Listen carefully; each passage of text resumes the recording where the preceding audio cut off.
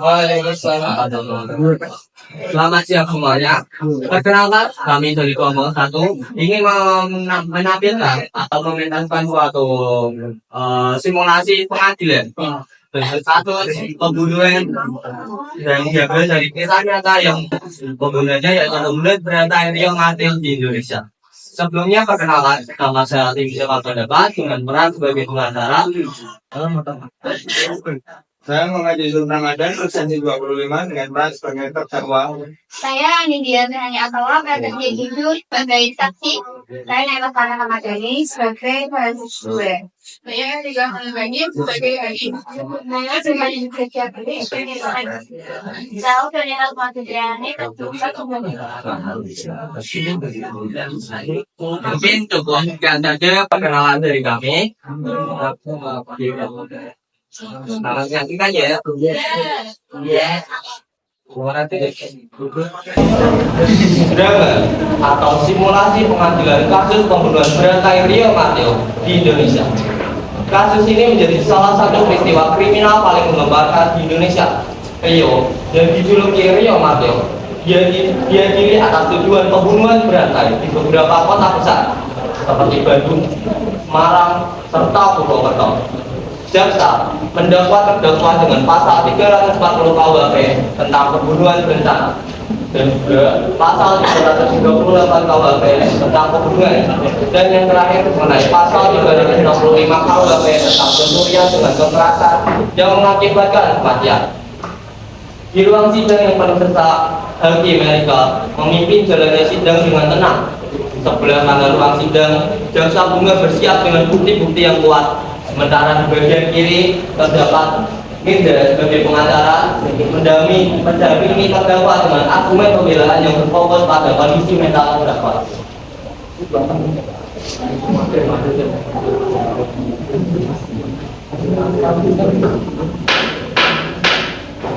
Sidang perkara pidana nomor 23 pidana B 2024 di pengadilan negeri tentang pembunuhan berantai dengan terdakwa Rio yang dinyatakan dimulai. Kita akan mendengarkan dakwaan terhadap terdakwa Rio yang terlibat dalam rangkaian pembunuhan berantai di Semarang, Bandung, dan Purwokerto. Jaksa, silakan sampaikan dakwaan Anda. Terima kasih ya. Terdakwa saudara Rio kami dakwa bahwa pasal 340 KUHP atas pembunuhan berencana terhadap para korban di Bandung, Semarang, dan Purwokerto, termasuk korban terakhir CC. Kemudian pasal 330 KUHP atas pembunuhan yang dilakukan dengan sengaja menangkap nyawa orang lain. Kemudian pasal 365 ayat 2 KUHP atas tindakan perampokan yang mengakibatkan kematian salah satu korban di Semarang. Berdasarkan bukti yang kami miliki, kami yakin bahwa terdakwa telah merencanakan dan melakukan pembunuhan lebih dari satu korban dengan bekerja dengan barang-barang yang bermanfaat. Perbuatan terdakwa tidak hanya menghilangkan nyawa orang lain, tapi juga menimbulkan rasa kecemasan bagi masyarakat sekitar. Jaksa, apakah bukti yang mengarah langsung kepada terdakwa dalam pembunuhan? Ya, ada yang mulia, kami memiliki bukti fisik yang kuat seperti DNA korban yang berada ditemukan di bagian terdakwa. Kemudian juga ada rekaman CCTV yang menunjukkan bahwa terdakwa berada di tempat kejadian perkara di saat kritis. Kemudian juga ada titik jari terdakwa yang terdapat di senjata tajam yang digunakan untuk membunuh korban. Yang mulia, kami tidak menyangka terdakwa itu terdapat pada lokasi tersebut. Namun, kami memohon kepada majelis hukum untuk mempertimbangkan hukuman yang diberikan kepada terdakwa mengenai beliau mengidap kondisi mental sejak kecil. Ia mengalami trauma berat yang berlarut-larut yang mempengaruhi kondisi psikisnya. Kami akan menghadirkan seorang psikolog untuk menjelaskan lebih lanjut mengenai hal tersebut.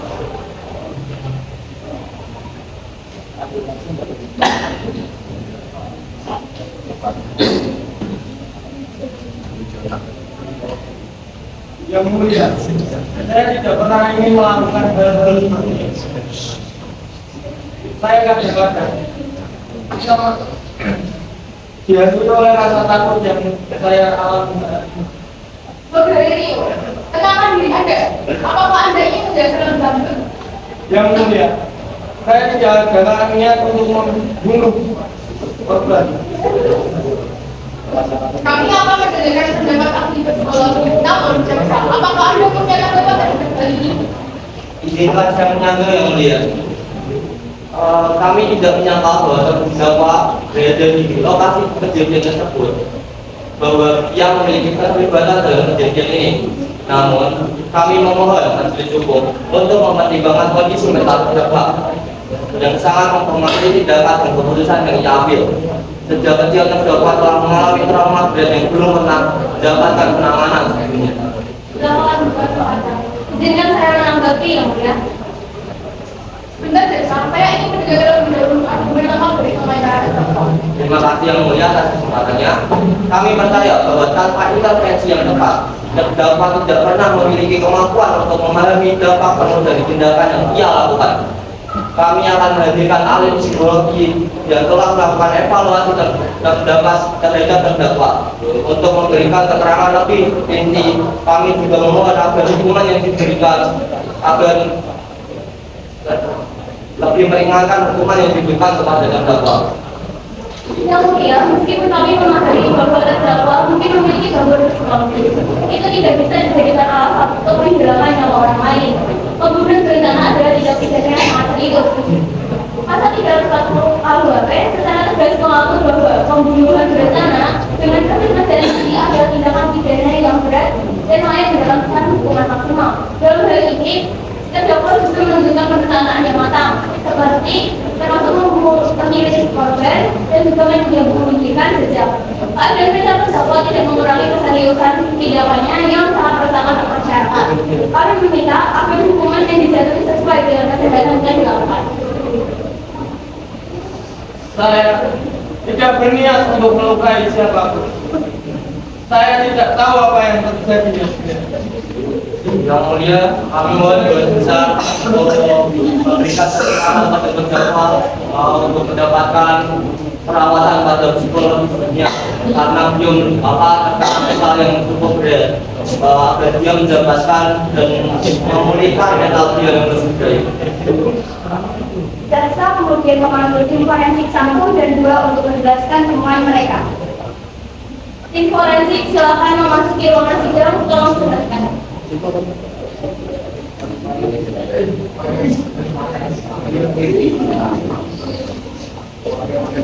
Jadi tolong jelaskan semua bukti yang telah kita temukan dan telah kita selidiki. Yang mulia, kami dari tim forensik telah melakukan pemeriksaan dari bukti dan ditemukan di lokasi kejadian. Jadi hasil analisis DNA ditemukan bahwa darah yang ada pada pakaian terdakwa adalah darah korban. Selain itu, tidak darah yang ditemukan di sekitar tempat kejadian juga mengarah langsung pada terdakwa. Benar yang mulia, kami juga menemukan jari terdakwa pada senjata tajam yang digunakan dalam pembunuhan. Kepada korban juga menunjukkan pola serangan yang sangat kejam yang hanya bisa dilakukan oleh seseorang yang sangat berniat untuk membunuh.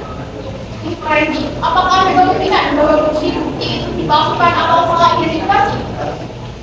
Selain itu yang mulia, kami juga memeriksa rekaman CCTV yang menunjukkan bahwa terdakwa berada di lokasi kejadian beberapa saat sebelum korban ditemukan tewas.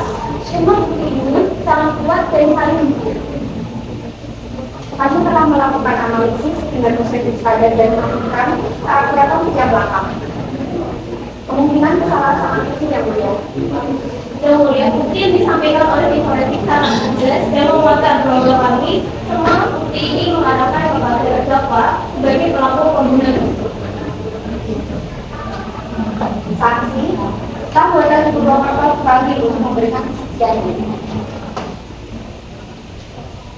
Saksi, sebelum memberikan kesaksian, Anda diwajibkan untuk mengucapkan sumpah. Silakan angkat tangan kanan Anda dan letakkan tangan kiri di atas sekitar begini. Kita sesuai keyakinan Anda. Apakah Anda siap? Siap yang mulia. Ucapkan sumpah Anda.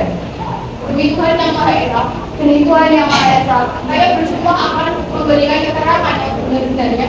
Saya bersumpah akan memberikan keterangan yang sebenar-benarnya. Tanpa ada yang saya tambahkan atau kurangi, tanpa saya tambahkan dan saya kurangi. Baik, semua telah diucapkan. Anda ini akan memberikan kesaksian yang jujur dan sesuai fakta.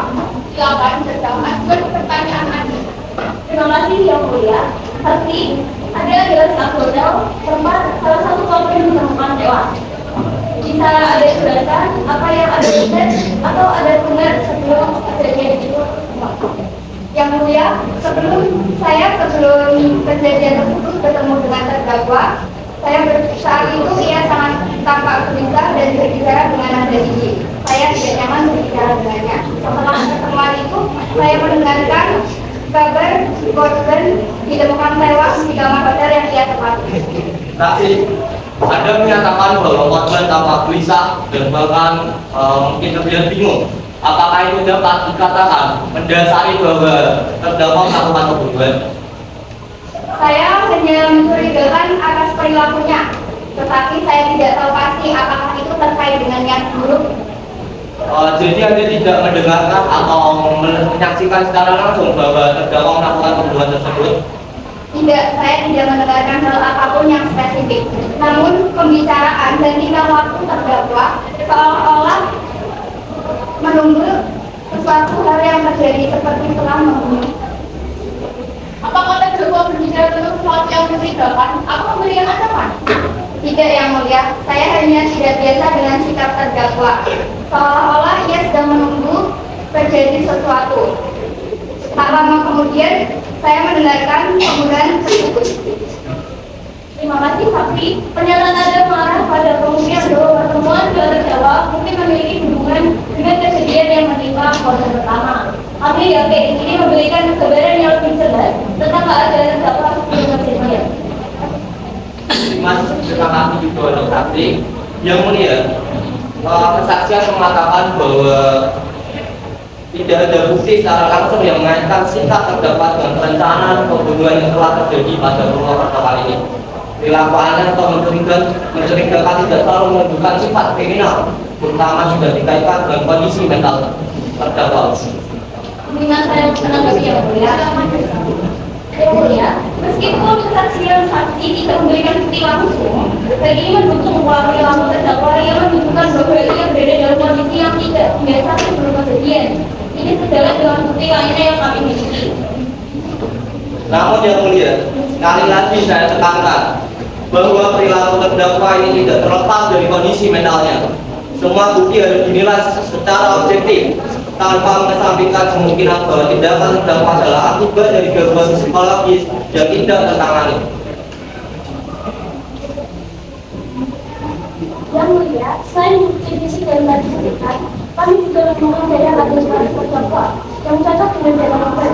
Kami juga melakukan pemeriksaan pada alat yang digunakan terdakwa untuk membunuh dan mengeksekusi tidak.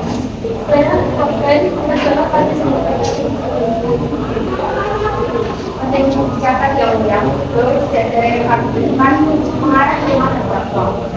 Kami melakukan diskopi dan menemukan bahwa sudah itu adalah darah yang sama dengan yang ada di semua bukti ini menunjukkan bahwa terdakwa bukan hanya berada di tempat kejadian, tetapi juga berperan aktif dalam pembunuhan tersebut. Kami mendesak majelis hakim menilai bukti ini dengan hati-hati. Selama dari persidangan ini, terdakwa akhirnya mengaku kesalahan dan perbuatan yang telah ia perbuat pada korban.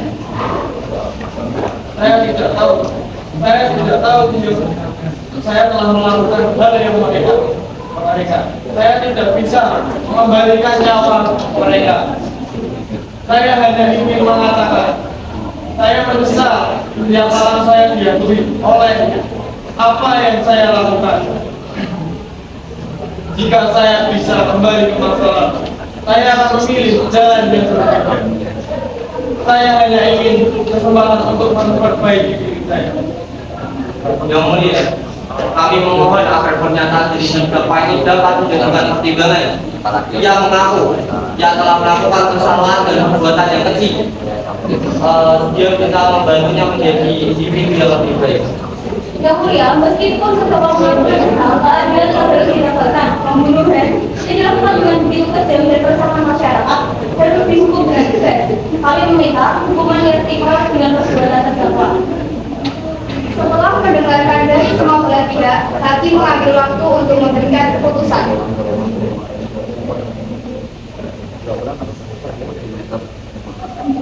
Setelah mempertimbangkan semua bukti dan pembelaan yang ada, kami memutuskan bahwa terdakwa Saudara Rio terbukti sah dan meyakinkan melakukan pembunuhan berencana, pembunuhan dan pencurian dengan kekerasan yang mengakibatkan kematian, sebagaimana tertuang dalam pasal 340 KUHP dengan hukuman penjara seumur hidup untuk pembunuhan berencana, pasal 338 KUHP dengan hukuman tambahan 15 tahun untuk pembunuhan yang telah direncanakan, pasal 365 ayat 2 KUHP dengan hukuman tambahan 20 tahun untuk pencurian dengan kekerasan yang mengakibatkan kematian. Oleh karena itu, terdakwa dijatuhi hukuman penjara seumur hidup dengan mempertimbangkan bahwa tindakan terdakwa sangat meresahkan masyarakat, tidak ditutup.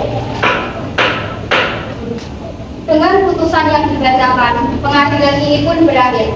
Keputusan hakim memberikan kepastian bagi keluarga korban. Namun, apakah itu dapat menyembuhkan luka yang ditinggalkan? Hukum telah memutuskan, tetapi keadilan bagi semua pihak seringkali meninggalkan pertanyaan besar.